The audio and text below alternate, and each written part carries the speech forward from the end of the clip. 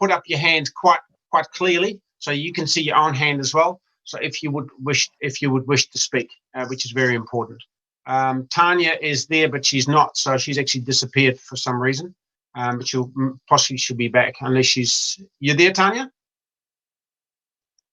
Oh, there she is. Okay, all good. I am. I've just got a phone call from Malcolm Dixon, so I'm just going to find out why he can't be here. So I'll take the call and I'll let you know. Okay, great. Thank you. Yeah. A question, Jeff. Sorry, I missed a call from you. We've got a question coming through. Yeah, from Annette. Jeff, do you use the raise hand function in the participants field as well?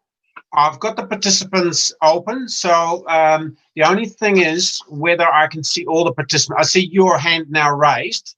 I have got the participants open, so I'll see. But if you can do that in conjunction with just raising your hand as well visually, it'll be really great. Okay, we've got quite a large group on, and we've also got although she's not on yet, somebody by phone, Huta. But no doubt she will come on in due time. Okay, we'll just wait for Tanya to come back, unless she's going to talk in detail about the drought or whatever it may be. Oh, yeah.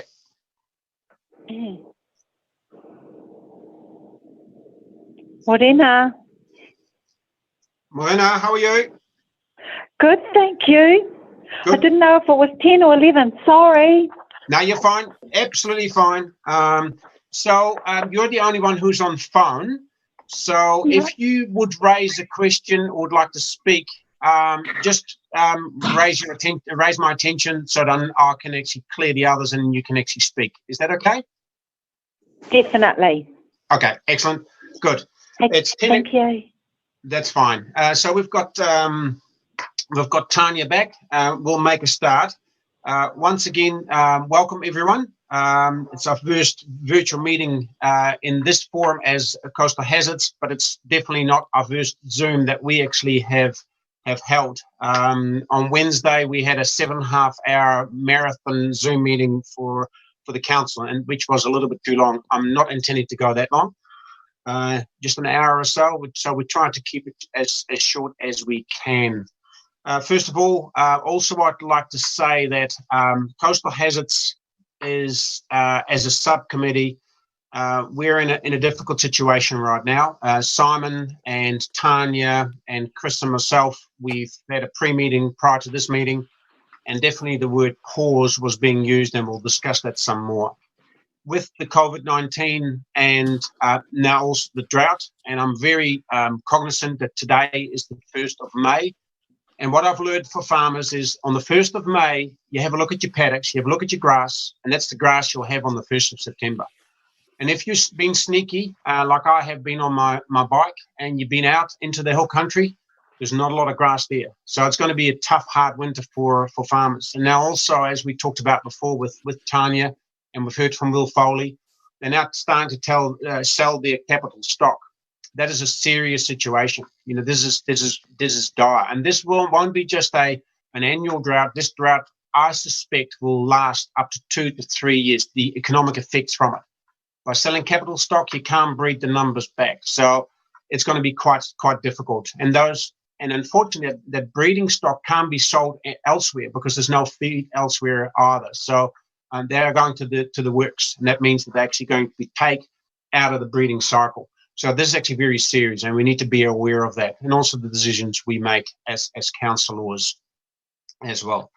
So I've asked, as a start, I've asked Henawai if she please would like to open with a karakia and also to close as well. Henawai. Yeah, kia ora mai tātou, tēnei te mihi o te rānei. So I hope everyone's well. And we're going to start our journey or our hui today with a karakia called Whakataka te hau ki te uru. And so as regional councillors, we've got these great cards. Thank you, Pierre. And so I'll read it in Māori and in English. If you know it, please join along. And maybe next time, Jeff, we can provide the words for everyone. Ka pai. Awesome. Whakataka te hau ki te uru, whakataka te hau ki te tonga, Kia mākina kina ki uta, kia mātaratara ki tai. E hi aki ana te ātakura, he tio, he huka, he hauhu, ti hei mauri ora. Cease the winds from the west, cease the winds from the south. Let the breeze blow over the land, let the breeze blow over the ocean. Let the red-tipped dawn come with a sharpened ear, a touch of frost, a promise of a glorious day. Kia ora. Thank you. Okay, are there any notices that we need to be aware of? Okay, if not, have we got any apologies? Tanya, is Malcolm on? I've just got on, John. I've just got on. Thank you. Excellent. Welcome, Malcolm. That's Thank really you. good. Okay, then we go to conflict of interest. Are there any conflict of interests? None of those. So then we go to the first item on page 3, which is the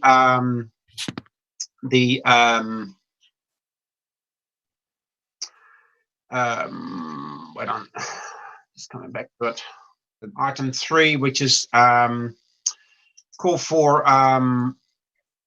the confirmation of the minutes of Clifton Tangoio Coastal Hazard Strategy Joint Committee held on the 4th of February. Are there any additional items to raise? Yes, we've got an Anne. Sorry, Jeff, I wasn't raising another item. I've got a comment that one of the action points probably isn't on the agenda today, but that's fine. I'm happy to confirm the minutes. Okay. Have you got anyone else either raising an item regarding the minutes or would like to second the motion? See any hands raised? I'm happy to second. Okay, thank you. It's possibly easier if you actually speak up rather than raising hand, because it actually is quite a myriad of tablets that I've got in front of me. Okay, so who was that? Who seconded that?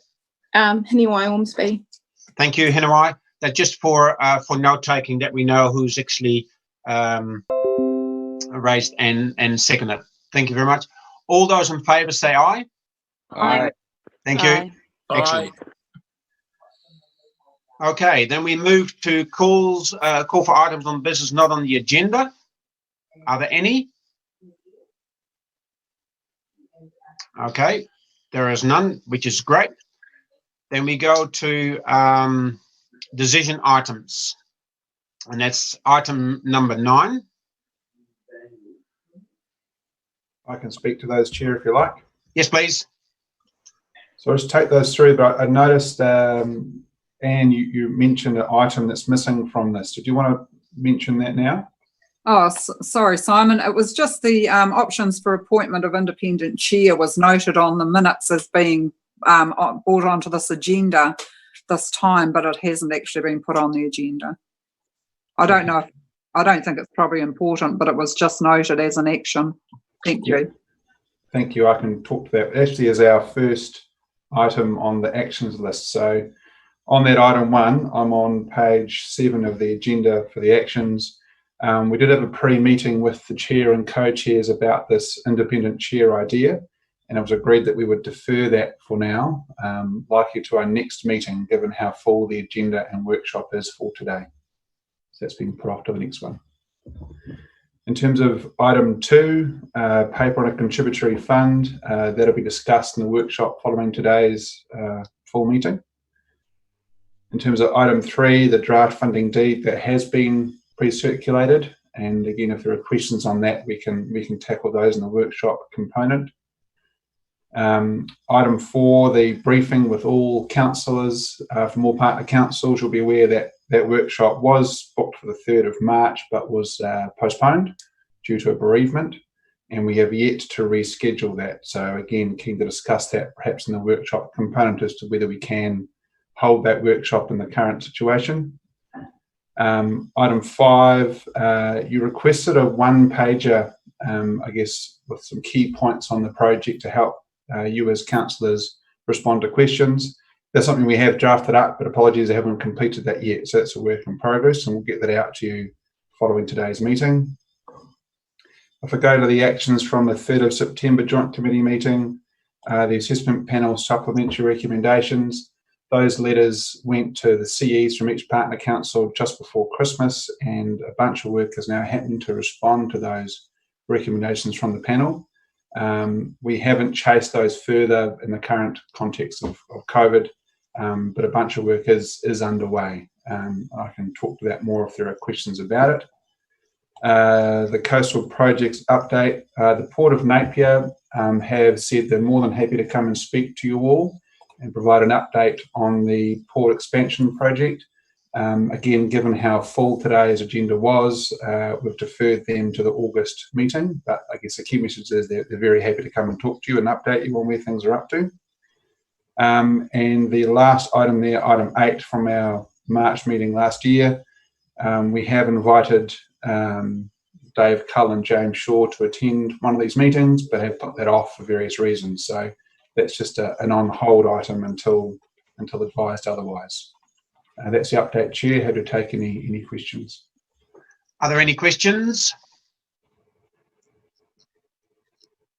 Yes. Go ahead, Tanya. That last action point inviting Dave Cull, is that Dave Cull of Local Government New Zealand? And if so, potential there will be a new president. So just bear that in mind. Yeah, thank you, Tanya. That is that Dave Cull, and yet acknowledging he's no longer in that role, which shows how old that item is. So we should replace that with Allergy NZ. Is it president? Is that the right title? Or chairman, whatever it is. We'll update that action to reflect that. Thank you. Yep, let's do that. That's a good point. Any other questions for Simon? Yes, I have a question. Yes, go ahead, Tanya.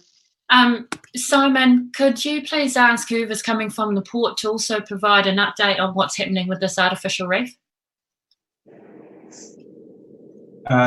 Kia ora, yep, we'll do. We'll add that to the list of things we'd like them to talk to. So yep, we'll advise them of that.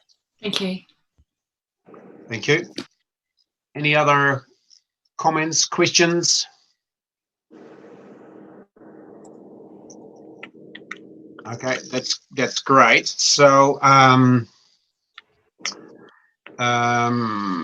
we then move on to our next item, which is on item number 6 on page 9. Sorry, Mr. Chair, can we just move the action points? Oh, sorry. Okay, have we got a mover for the action points after the alteration? Happy to move. Annette and? Happy to move, Tanya. Okay, thank you. So we've got 2 Tanyas. That's a bit confusing. Oh, good. So all those in favour of this set of action points? Thank you. With common consent. We now go to item number 6. Yeah, Jareth. Can you please, Chris?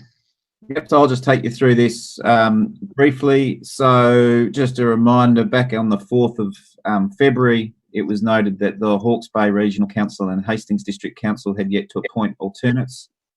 So this is the paper just approving Martin Williams from the Hawke's Bay Regional Council and Alwyn Corbin from Hastings District Council as alternate representatives for those organisations.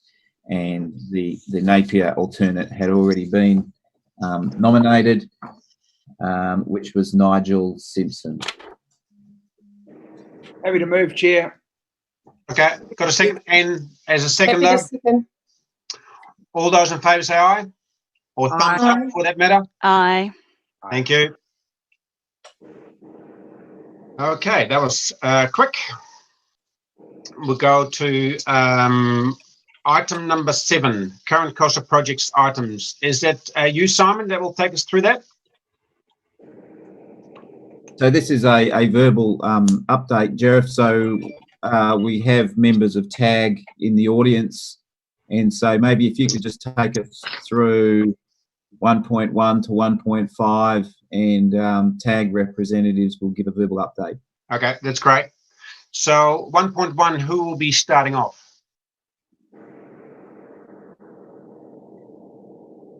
I can if you like, or John, are you there, or do you want to do the Whakarere Ave update? John Kingsford there at all? I can't see him. No, Don't he think was so, Dan. there. He seems to have disappeared. Disappeared. Okay. Whakarere Ave. I am here. I'm just having technical difficulties with my connection, so apologies for that. My computer's frozen up. Can you hear me? Yep. Yes, we can. Oh, sorry about that. It's IT for you. It could actually be user error, but we'll just we'll carry on.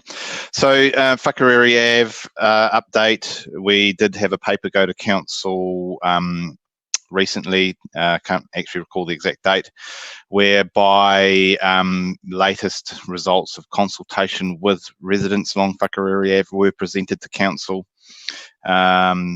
and they were considered by council in terms of funding, the private-public split, and whether to proceed with the project or not. It was agreed to proceed with the project, and the funding split was adjusted slightly, recognising that due to delays, the estimate to complete the work had gone up, and that all consultation had been undertaken with a 3% private contribution on $1.74 million, which equated to a certain dollar figure in people's minds. So the contribution was adjusted to 2.5% private split on the updated construction estimate, and that was passed. So the project has now got green light to proceed.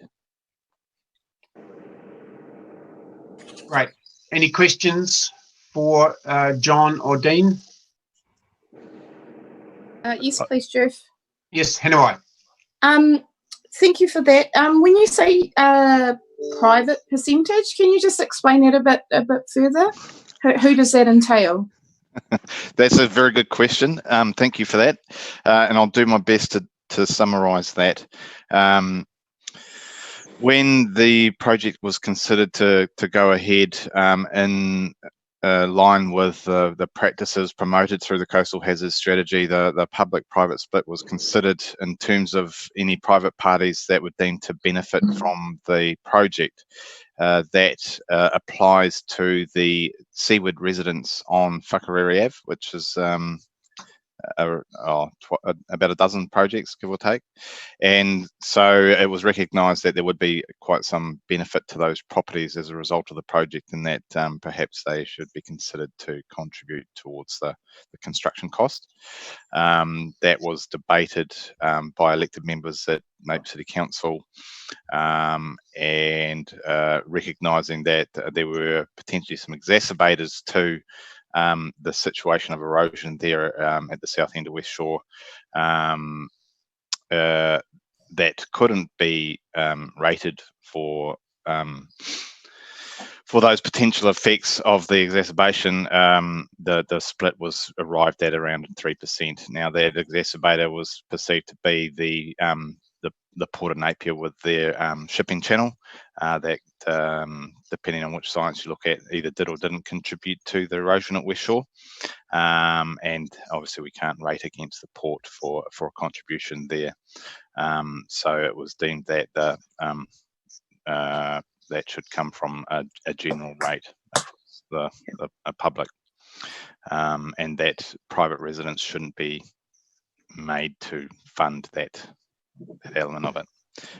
It's, yeah, perhaps not a great summary, but quite a long story to get to that point. Okay, so if I'm right in hearing, the private residents who correct, directly affected, are businesses involved in that at all, or it's purely just residents? Just the residents on the seaward side of Whakarere Ave. Okay, thank you. Yeah, thank you.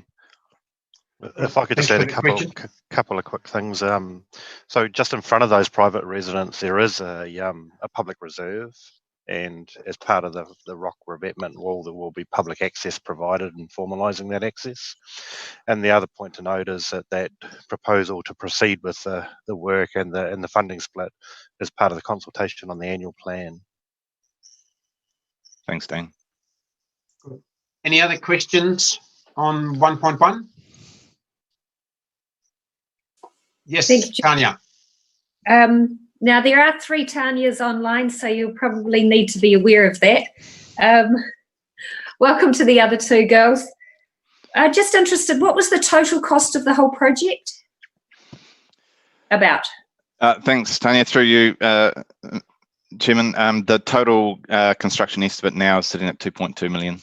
The previous estimate of 1.74 did not include landscaping or an allowance for a common approach to stormwater. So those are now part of the new estimate, and as a result of our consultation with those residents wanting to see that moved forward, and a more common approach to stormwater disposal. So there, technically you call that a slight change in scope around that estimate, but the new estimate's 2.2.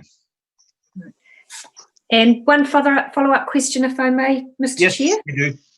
What's the lifetime of the revetment? That's a great technical question, and not one that I can answer readily with a absolute certainty.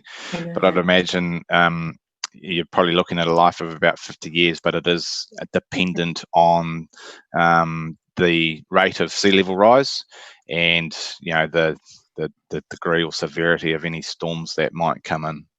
So kind of an arbitrary life expectancy there, Tanya. Right. Thank you. Really appreciate that. Thank you. So you don't actually have a range of years or decades on that? I'd have to refer back to the technical reports there, Jeff, and I just haven't had an opportunity to do that. I could come back to the group if that's desired. Typically, you'd build something like this to a 50-year life, but there would be ongoing maintenance work with refacing the revetment and the like. Okay, thank you. I've got 2 more questions that I can see. First, Anne, and then Rick. Anne. Thank you, Jeff. My question is on the length of the works, but is it adaptable? Are you able to actually add height to it? In which case that would stretch out, I guess, as far as its life goes. Is that right? Through you, Mr. Chair, I think that's a good question.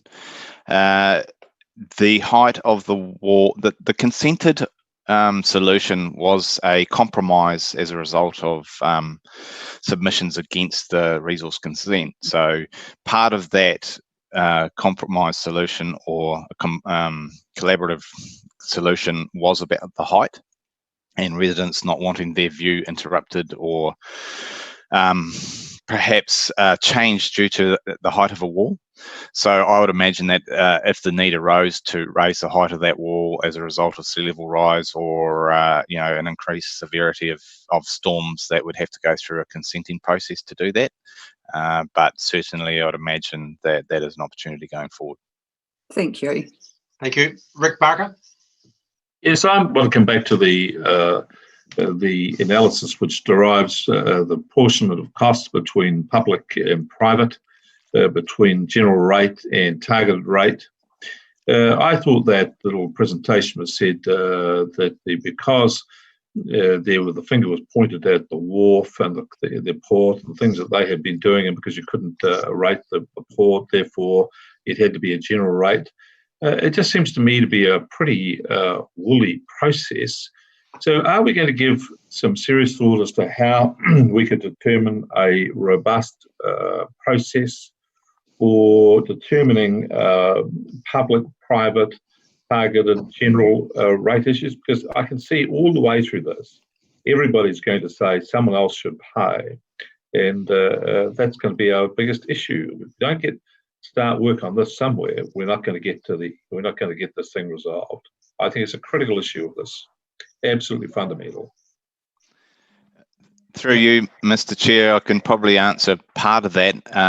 Councillor Barker, I think that's a really good point. And look, I think this is perhaps the first time that that public-private split has been considered, certainly by Napier City Council. I'm not sure what other councils might have gone through that process. And there was some concern about where that number landed and what precedent that might set. And that has been discussed a few times, and I guess there's probably no other project that does have a port channel that might, I'm choosing my words carefully here, might be perceived to be an exacerbator. So kind of unique in that regard, but I agree in terms of do we have a process for considering public-private split, or is it a case by case? And I guess that's something for the for the committee members to discuss. Council officers would be, I'm sure, happy to contribute to that process, but I think we need some direction on that. So could I just suggest, if I can finish my supplementary question, Chair, could I just suggest that we put this item down for further discussion later, that we get undertake some thinking and look for a project where we can put some intellectual rigour in finding a framework for considering these issues against, because at the moment it just seems to me that like a lot of these things, I've struck them before, being pointing the finger at someone else, well then that's all you need to do, which is not good enough. I think we need some intellectual rigour onto this and some science. Through the chair, it's Caroline Thompson speaking from Napier City Council.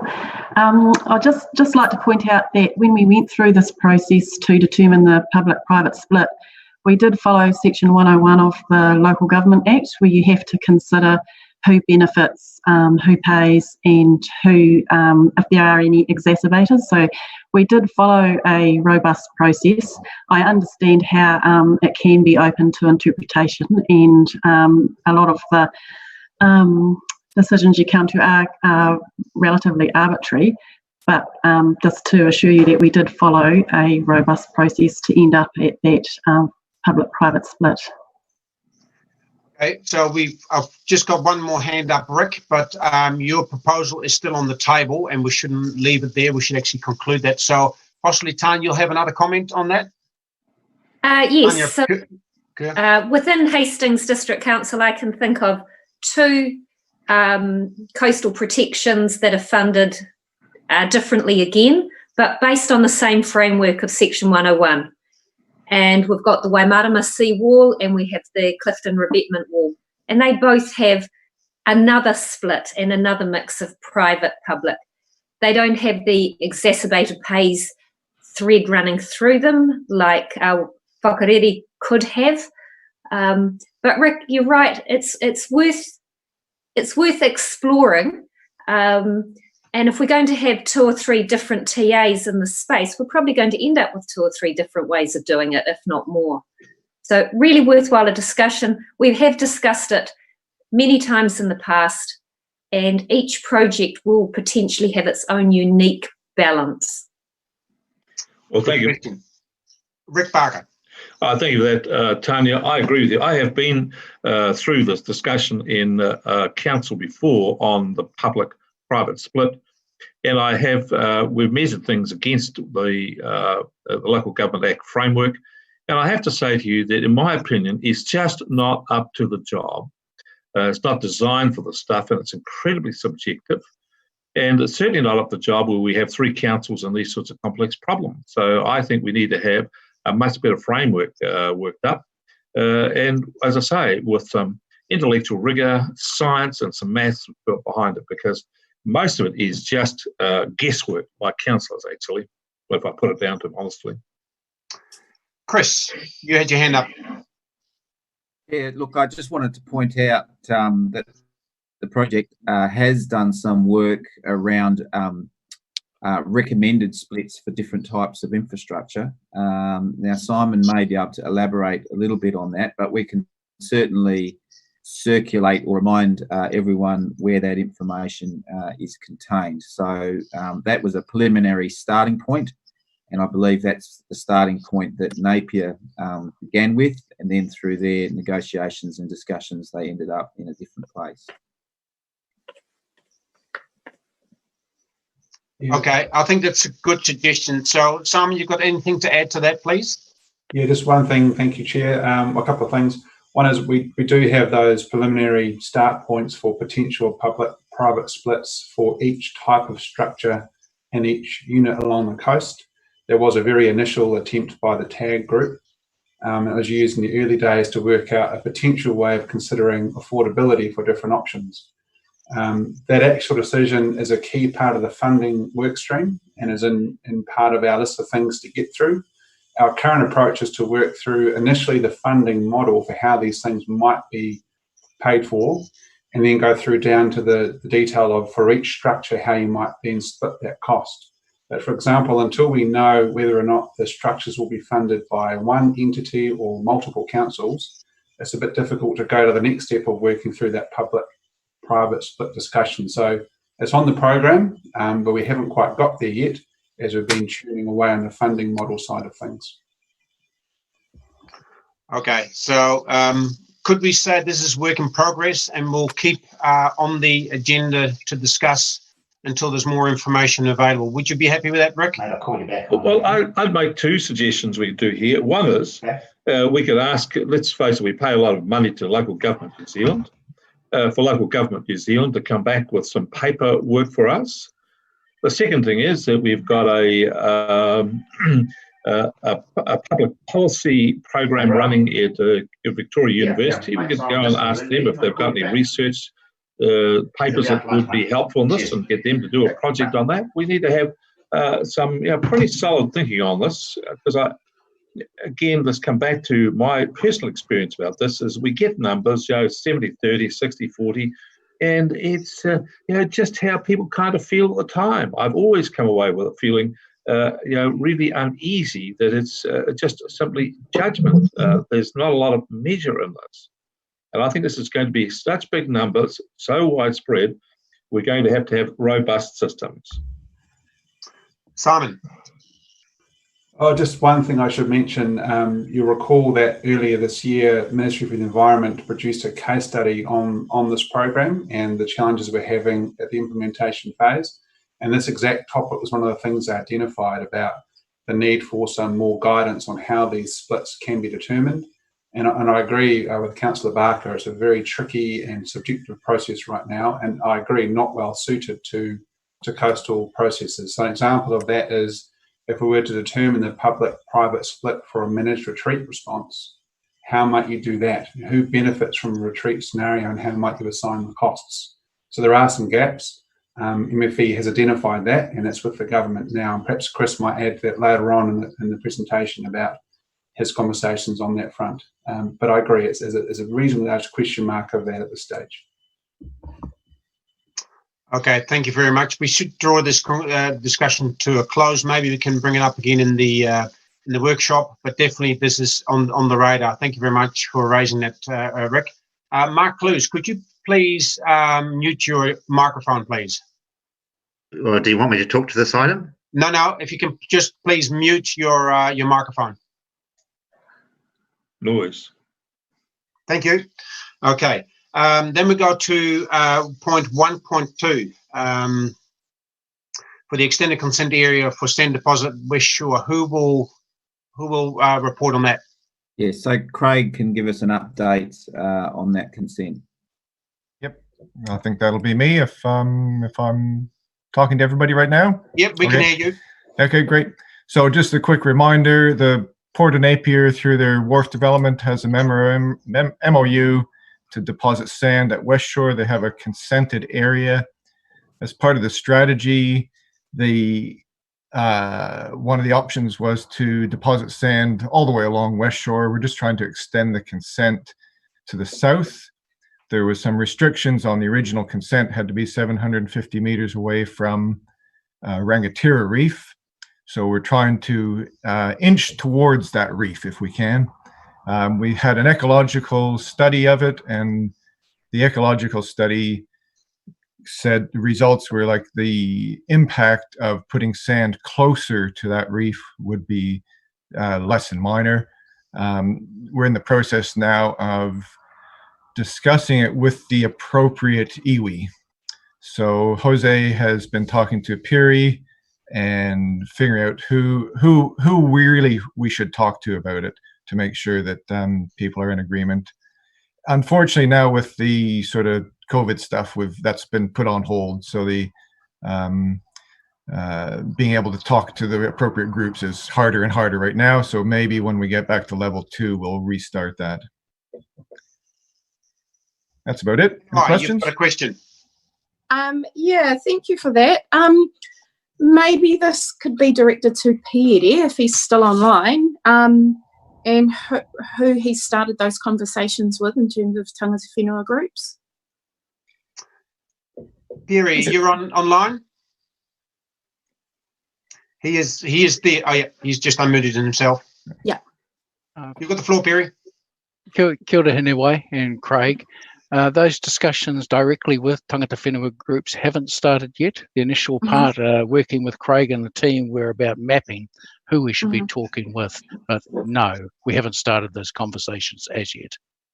Okay. And do you have, so you don't have any groups in mind of who you need to talk to, such as Ngāti Pāro, Mangahararu, Tangitu, Hapu, those who all whakapapa to that area? That would be the approach that we would take. Those who either have through the PSGEs or through the Tai Whenua, direct links there, and through whakapapa, that would be the approach or the mirror that we would use to identify with whom. Okay, kia ora, thank you. Thank you. Any other questions for Craig?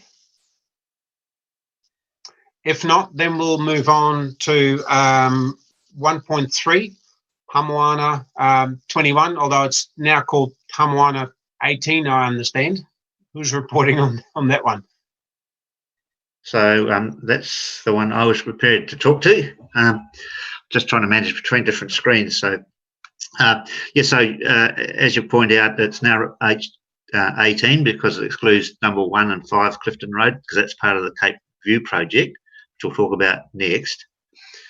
So following a meeting with landowners in January, we've received an offer of service from Tonkin and Taylor for a staged approach to look at possible continuous wall protection.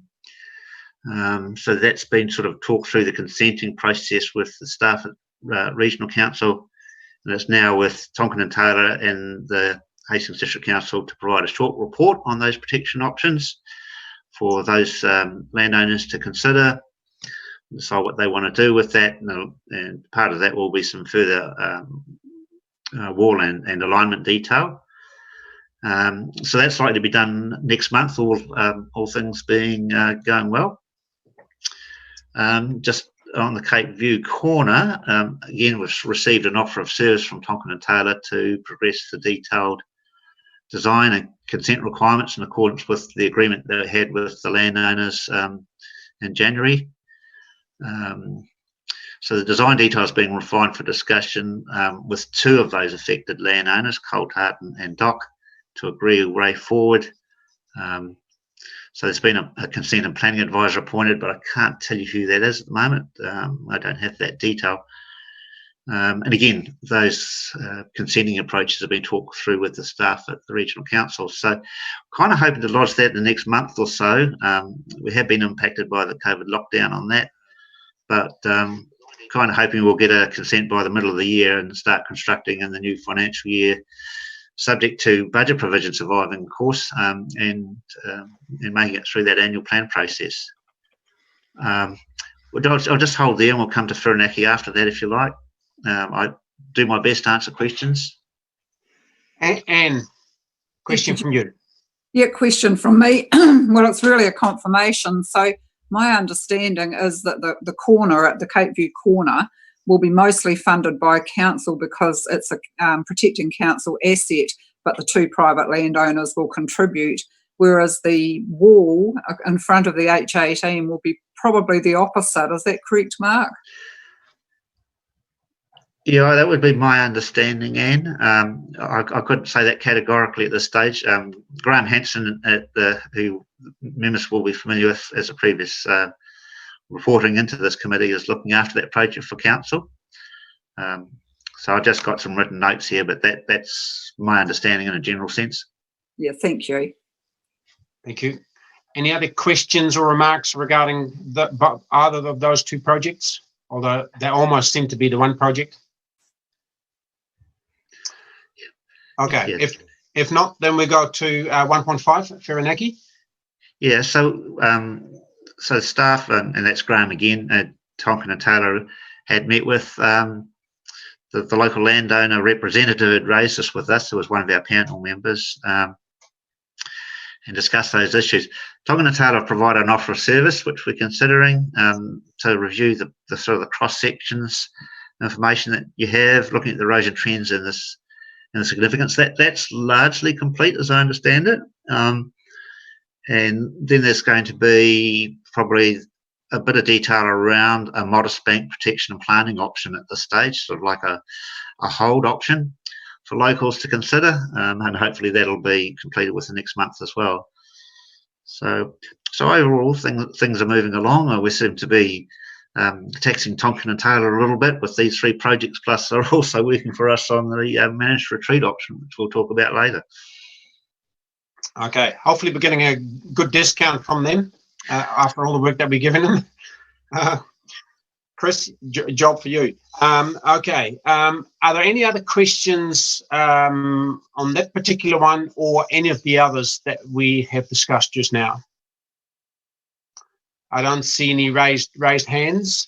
Keith, you were just scratching your head, weren't you? Yeah, that's right. Okay. Well, on that note, if we're happy with the reports just received, have we got a mover for these reports? Yep. Rick, have we got a seconder? Hayley, yep. All those in favour of receiving this report? Thank you. Aye. Common consent. Aye. Thank you. We'll now move to item number 8. So thanks, Jeff. I'll just introduce Rebecca. Rebecca looks after our communications for the project. Just the headlines really are that we had a significant public engagement activity really commencing around now to feed some of the information back to the panels and to work through some of the other issues like triggers. Obviously, with the COVID-19 lockdown, there's been a significant impact to that. Really, Rebecca will just be providing some options, a bit of a discussion around virtual opportunities, and I think we're keen for some feedback on how the Joint Committee feels on progressing with sort of virtual type options. So I'll hand it over to Rebecca. Thanks, Chris. Morning, everyone. So as Chris said, we had a reasonable public engagement planned starting in April with a number of workshops, but because of COVID-19, this has been impacted. So this paper gives 2 options for how we could progress. The first is virtually. We could engage the community now and effectively stick to the plan that we've got, that we introduced in February, or we could pause and wait until the COVID lockdown ends and conduct workshops face-to-face. I've made the assumption that within 6 months, Hawke's Bay will be back to normal and we'll be able to engage then. There are negatives of engaging virtually, and that is that people may not have access to be able to engage virtually. We may not be able to reach all the people that are related we may not be able to reach all the people who have an interest in this, and they may not be able to get access to the internet.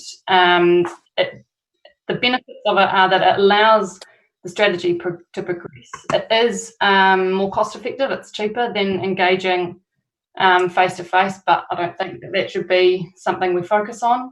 It also builds trust by showing the community that we're still keen to engage with them and we want to hear what they have to say.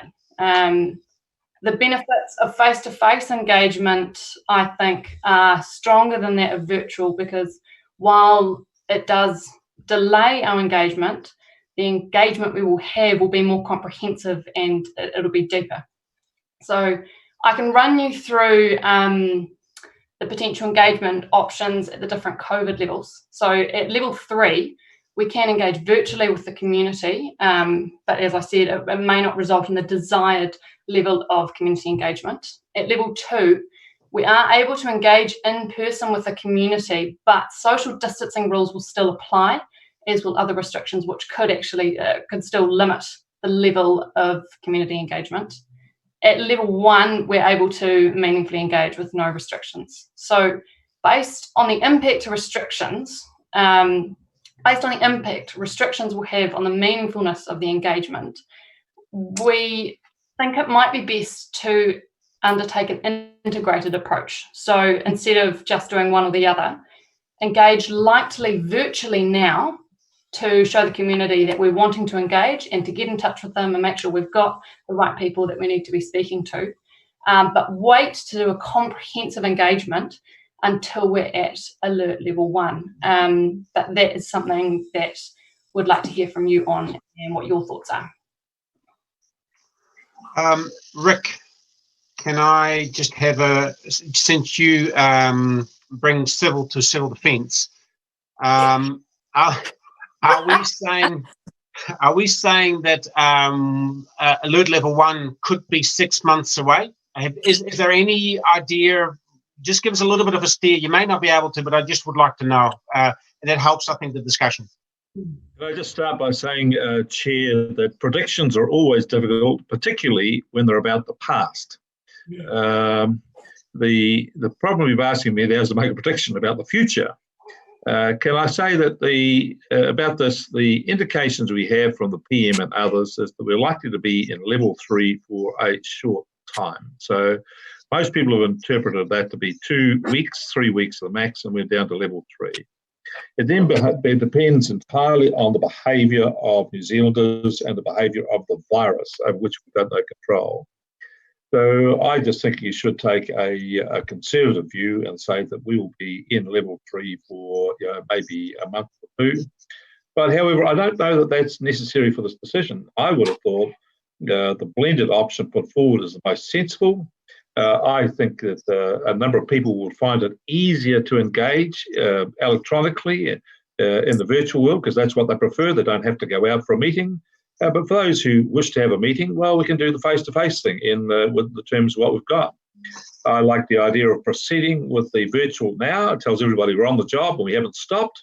Rust never sleeps, and we shouldn't either. And for those who want to catch up with a virtual meeting, with an in-person meeting, well, we're going to do that for you too, as soon as the circumstances allow. I think the blended one's the only sensible option, really. Thank you for that, Rick. Tanya Kerr, you had your hand up. I might have been waving at my husband to say I'd love a cup of coffee. Okay. But I completely support both speakers. I think we need to tell people what we're doing now, what we're continuing to do, and when it's appropriate, then we meet with them face to face. So, yeah, Rick said it all, as did Rebecca. Thank you. And I'm happy to move a recommendation in that way if that is required. And I got a seconder from Anne Redman.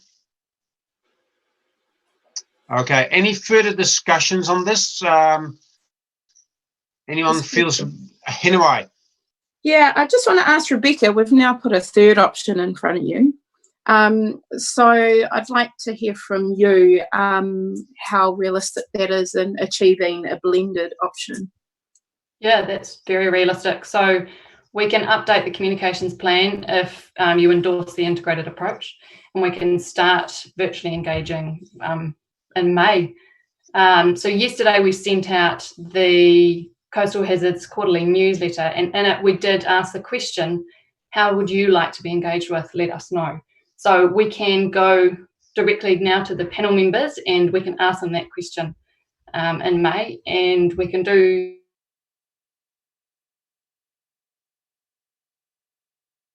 Fantastic. I'm happy to support. Okay, great. Any other comments? I think it's definitely very sensible. It's very important. there's a large area of the community that is constantly reminded of what could occur to them, and they have large investments in that particular area. And we, as a committee, we've got an excellent strategy that we should be proud of, and actually communicate with our constituents on. So I think that's, and the community on, which I think is very important. And like Rick said, rust never sleeps. We need to keep this in front. You know, COVID and the drought are in front of our mind, but this is going to continue, and it's going to be with us. And no matter what we do, the rise of seawater will happen, and storms and intensity will occur. So we need to be prepared for that. So, so if there's no other comments, if there are no hands are going up, I would like to put this to the vote. All in favour of having the blended approach and starting as of May this month? Thumbs up. Great, thank you. That's with common consent. Much appreciated. It's a very good outcome, and I appreciate the quick discussion you started on that one, Councillor Rick. Okay, now we're moving to item number 9, and my screen is not working well. Item number 9, Simon, your update. Thank you, Chair. Given the last conversation, this report might be quite quick, I imagine, but the intent is to update you all on each of our 6 work streams, where they currently sit, how COVID has impacted progress on those, and run through some options for how we might proceed in the context of the impacts of COVID. So I'll just pick out the high points. In terms of our 6 work streams, design has advanced really well, and we'll hear more from Jose in the workshop component where he's up to with that. There has been an effect of COVID in terms of our ability to engage with panel members on those design questions. But as discussed in last paper, we can move that forward now in some way, shape or form. The triggers work stream, again, we had some engagement planned, so it has been affected, but we have a way to move that forward, albeit at a slower pace at this stage. Funding is, we think, the most impacted work stream, really given the difficulty of engaging with councillors on what are some quite tricky discussions in the current climate. And we'll talk more about that as well in the workshop component. The next 3, regulatory and governance and managed retreat, are all unaffected, however, either because we've outsourced them and consultants can continue working on them, or in the case of governance, that's work stream's been parked for a while anyway. In terms of the overall side of things, TAG had a conversation at their meeting a couple of weeks ago, and essentially confirmed that from a staff resourcing point of view, it's mostly business as usual. We can mostly keep continuing to support the project. Our core project funding is still in place, and at this stage isn't being called into question, so that's a positive. But as mentioned, there are some effects from COVID in a broader sense. So if I go down to paragraph 17 of the report, it presents in a table form 4 options for how we might, as a project level, respond to the effects of COVID. TAG has essentially taken option 1 for now, a business as usual approach. So we're basically trying to push things forward as much as we can within current limitations. But there are other options. Option 2 would be a partial pause. We basically stop any work requiring significant council resources or external engagement and just push forward with sort of some work streams. Principally regulatory managed retreat, but would substantially pause funding, triggers and design. The third option would be a more fulsome pause where everything essentially stops until our next meeting as a joint committee on 7th of August. And the fourth option is a more extreme really hold and review, where we basically go back to the drawing board and make sure this project still makes sense in the new world, if you like. As noted, we are progressing with option 1. That's what TAG considers the most appropriate, but those options are there for discussion and we welcome your feedback on them. There is a section there on the central government update, which Chris perhaps is best placed to speak to, but I wonder, Chair, whether or not we should pause and discuss some of those options before we ask Chris to speak to the central government piece. Yeah, I think that's a good suggestion while it's still fresh, and if there's any questions on any of those 3 options. Henawai. Sorry, a lot of questions from me today. Sorry. Look, I'm wondering to what extent the government infrastructure grants, what the works within this program applied for, and whether that will dictate a hold and review based on whether we get any government funding for these projects. Yeah, thanks for that question. I think Chris could jump in too and add some more to it. He's been more involved in some applications which have gone up. But I have made a wee note on government funding against these options. I think if we continue to work on the strategy, we're better placed, I think, to respond to funding opportunities because we're live and working in the process and we're actively engaging in it. So in a way, my view is if we take a broader pause or hold, we're less well placed to respond to opportunities for government funding. I think there are some opportunities potentially coming up. I know that HBRC have put something in, so I might hand to Chris to speak to those. Yeah, thank you, Simon. So we are participating with central government around opportunities for infrastructure funding. It's not really an application or a submission as such. Central government are looking at opportunities, and we've been communicating those opportunities along with many other organisations. And so there's really no feedback specifically on the multiple submissions through the infrastructure line, through Provincial Growth Fund and through regional sector information. In our workshop, we'll have an opportunity to discuss those issues at greater length and also look specifically at some of the financial risks around each of the organisations. So the intent of this report was to really highlight there's a number of options, and then in our workshop there's an opportunity to dig into those options in a bit more detail. Okay, any other questions? I don't see any hands raised. Yes. Yeah, thank you, Jude. Just, I noted in pause till 7th of August, what new information would be available on the 7th of August where we could make a better informed decision? I'm just thinking about some of the applications that may well be in. They could be back by then. Yeah, thanks for that question. I think two key things. One is we'd know a bit more about our alert level and how we're responding to the COVID situation. So we'd know a bit more about engagement opportunities, for example. And two, we would know a bit more about funding by then. But as I mentioned before, I think there is a bunch of work we have to do before we could actually apply any funding to a physical project anyway. So to me, there's benefit in continuing that work regardless, really. Yeah, thanks for that answer. Yeah, I've got a question. Any design work between now, so in the next 6 months, have we got a budget line for any of the cost the design work that we're planning? And Chris and I had a discussion about that yesterday, is that design is not like design done is not the same like red wine. Red wine in a bottle gets better. Design generally, if you design something and it sits on a shelf or somewhere in a computer, it doesn't actually improve very much. There's always changes occurring. There is cost increases and so forth, and so there's different views on particular design over time. So strike the iron while it's hot, I should say. So the question to you, Simon, is over the next 6 months, what is roughly the cost of design work? And of course, once that design work is done, we need to look at funding. So can you give me an idea just over the cost of design work? Yeah, I can. And the design work was the largest budget line in this financial year.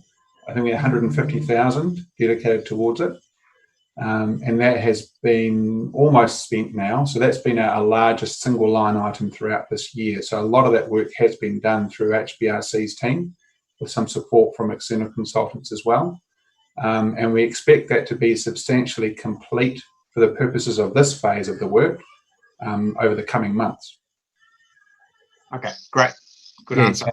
Jeff, I'd just like to add that the design so far is concept design. If we're talking about detailed or definition and detailed design, so we actually have a design ready for construction. Two things. One is that level of design is a sort of order of magnitude more costly, depending on, of course, the size of solution that we're looking at. And I guess it would be my advice to the Joint Committee. I think it's really important some of the key decisions around funding and governance are made before we enter phases around detailed design, because we could end up, if we for whatever reason can't make the decisions around funding, or funding's not available, we basically have spent a significant amount of money designing things that we can't build. So holding at the end of concept design while we resolve other issues is, in my view, a sensible approach. Good comment. Thank you for that, Simon. Anne, and then Tanya Kerr. Thank you, Jeff. Yeah, I agree with what you were saying, Chris, because wouldn't any detailed design be specific to any project which actually been put into the process? Because we haven't actually got anything at this point, and may not for up to 100 years on some of them, so I can't see any point in us spending money on detailed design at this point. Would that be correct? Absolutely, that's exactly what I was indicating, that there's a significant cost, and there is a risk that we don't recoup the capital funds to capitalise that design cost. Cool, thank you. Good. Tanya Kerr. Just a couple of hopefully simple questions. Did I hear that TAG is currently pursuing essential business as usual option 1, and is that their recommendation? Yes and yes. Thank you. Following up question, then I would support that business as usual unless it exceeds the budget that the councils have put together, which then leads me to the next question of the other councils. I understand Hastings is continuing to fund this process at I think it's a standard 100,000 a year. I'm assuming the other councils are doing the same. Can I clarify that, please? So I can. So we had this conversation at TAG, and yes, the 3 councils have confirmed that core funding support will be there. Okay. Can confirm that. Just one thing to note, you'll see in paragraph, where am I, 14 of my report, I've mentioned a potential overspend in this year of 45,000, which will be split between the 3 councils. Mm-hmm. That's a worst case for this year if we keep the current pace that we're going at. Okay. So hearing all of the comments so far, I would support almost an option, I guess 1.5, which is business as usual, but limited obviously by what budget is available and whatever COVID imposes on us. And that might be COVID restrains future council spending, or COVID may restrain us in an ability to communicate and work closely with our community because we need to do it virtually. So that's my comments. Yeah, and that's not actually far off actually number 1, really, if you read it in detail. But a good suggestion. Anyone else would like to comment on this? Okay, since we haven't, would you like to carry on, Simon? Now we've had the discussion. Yeah, thank you, Chair. I think probably the next main thing in this report is a central government update, which I think Chris is best placed to speak to. So I might hand to him for this. Yeah, thanks, Simon. So I really just touch on it briefly, but this project, in consultation with the Ministry for Environment, did a bit of a case study on where this project is, some of the challenges we have, and how legislation and other tools support the project going forward. So as you'll see there, there's 3 key issues that government will be looking at. One is that the core responsibilities are ambiguous, and we've seen that in our discussions, particularly around funding. Some of the RMA and other tools make managing current and future hazards challenging.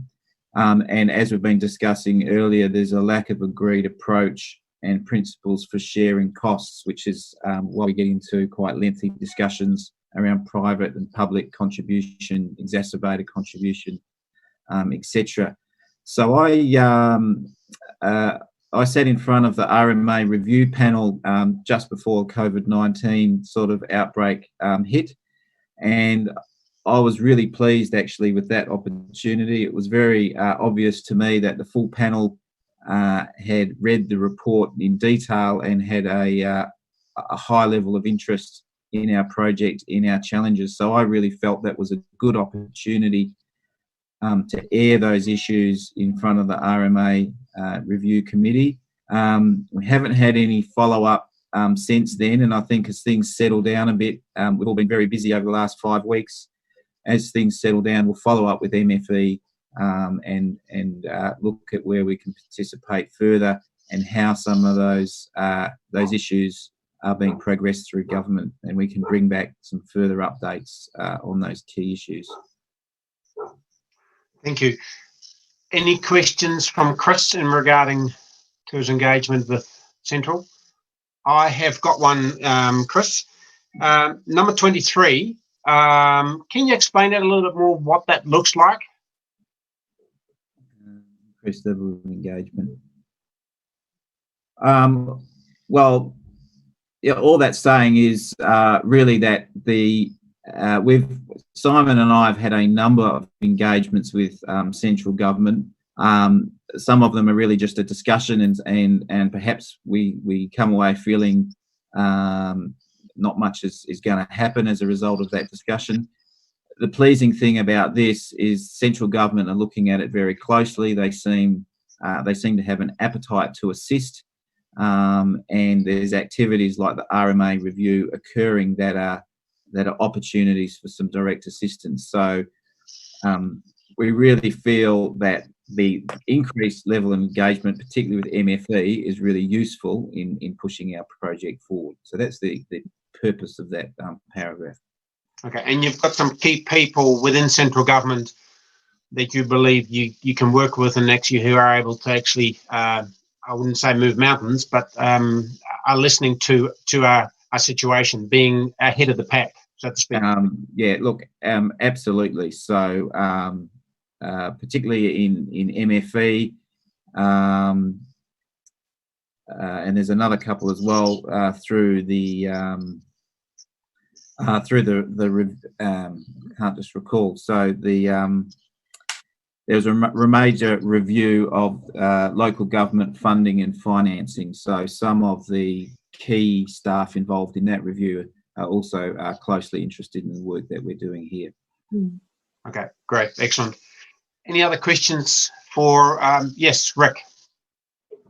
To Chris, when you say central government, what do you mean by that? Because it is a sprawling morass of different things. Do you mean MFE? And when you're talking about MFE, what level is the engagement with MFE? Is it the director level, the director, the deputy director?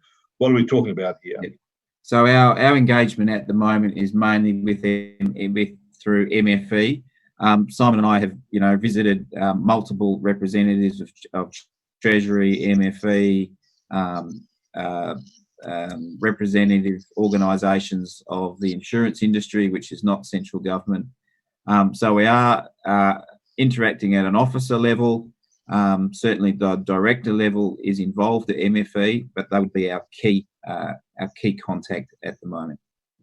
So it's not central government, it's mainly through MFE at this point in time. MFE at the director level? Yeah. Thank you. Great, thank you. Any other questions for Simon? Tanya Kerr. Thank you. As we progress with our investment in our coast, do you think we're at risk of being caught out with the government coming along after we've invested with the answer, with some funding. I just would hate to see us be caught out because we are leading the pack. It's a great place to be, but just really interested in what the risk might be, and does us slowing down and pausing give us some benefit in allowing the government to catch up and possibly funding some of our work stream? Yeah, look. Can I just answer? It's a very, very important question. We're going to have to tackle this, but the alternate to that is that we wait for central government funding, and by the time central government gets around to it, the shore is lapping at Paki Paki. We're all washed away. So this, you've got to actually be careful here. What I would suggest to you is in the back of my mind, it's a very cunning strategy thought out by Ngāi Tahu and Waikato Tainui when they settled with the Crown. So they said, well, we're going to do this, and we'll do it first, but whatever you do for the future for others, we have to be dealt with commensurately. So if we're going to be leading the pack, and we're happy to lead the pack, but if you decide that you're going to invest in this, then you need to invest this, and at a proportionality, then you need to do this for us because we're leading the pack here. So I just think we have to cover off both options. I don't think we can afford to wait, because you might wait too long, but we can't afford to be out in the middle of the pack and then leave ourselves exposed. That was what was making my mind. Simon and then Tanya. Sorry. Was it Chris? I think Chris had his hand up. Sorry, I got you mixed up. But that's go ahead, Simon, and then Chris, and then Tanya. I've got the talking stick. I'll keep going. I guess what I would say to that is there's some sense in that. I agree, Tanya, with your point about being too far ahead and then suddenly not being aligned or missing out on something. But I think whatever process needs to happen, we're following the MFE guidance document, the 10-step process. So we're trying to align with that. And I think regardless of any funding down the track, that process still has to happen to make sure that your solutions are what they need to be. So to me, none of the work is wasted, and we're positioned really well to be at the table with government to say, here's the bits we now need from you. And to me, a key thing around that probably is around the funding for the Capital Works program. So to me, I think we're well positioned. I don't think any work's been wasted. And in fact, I think we're in a privileged position to be where we are now. That would be my view. Simon. Oh, Chris. Look, all I was going to say is that is a great question. In some of the papers in the workshop this afternoon, that's a key question that we would like to hear from all of the members of the Joint Committee around whether there is appetite to proceed ahead of any direction from central government on many of these issues, or whether there is an appetite to resolve some of the issues without that guidance material. So as Simon said, we're very much following the guidance of how you do this project, but there is yet no guidance around funding and how we apportion some of the costs. So that's a key question for how we proceed forward, is the appetite of the Joint Committee in moving ahead of the curve or waiting for guidance to come through. Tanya, Kerr? No, she's all fine. So whatever we do, if there's any negotiations to be had in Wellington, Rick, you're going to be on the plane with us. Very important. We actually have been asked in this paper, which is actually 24, paragraph 24, to actually give TAG a direction of where we'd like to sit with this. So are we happy as a joint committee to give a direction to TAG more or less along the line what Tanya Kerr proposed? So it's a 1.5, a 1.5. Any comments on that? I'm happy to move that. Okay, have I got a second for that?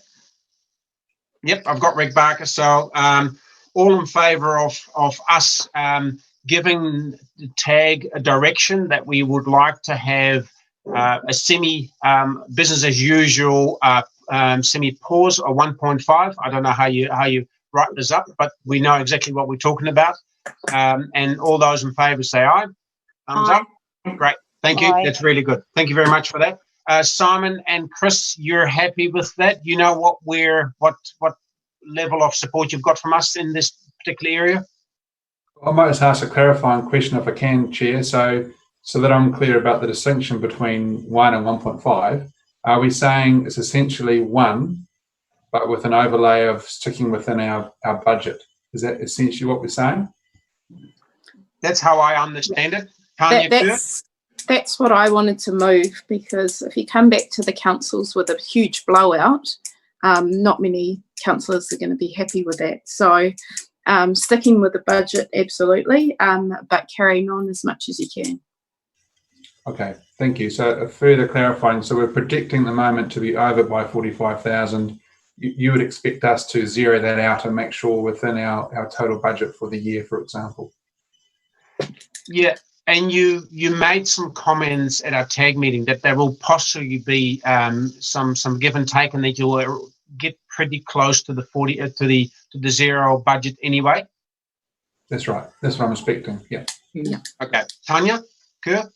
Jerif, you said it exactly. I think there will be give and take. Yes, there may be a bit of an over expenditure this year, but it catch up when the funds come through the following month. So it's just the concept of business as usual, constrained by the budgets, because councils are constrained by the economic reality of COVID and constrained by what COVID throws at us as we lift the levels.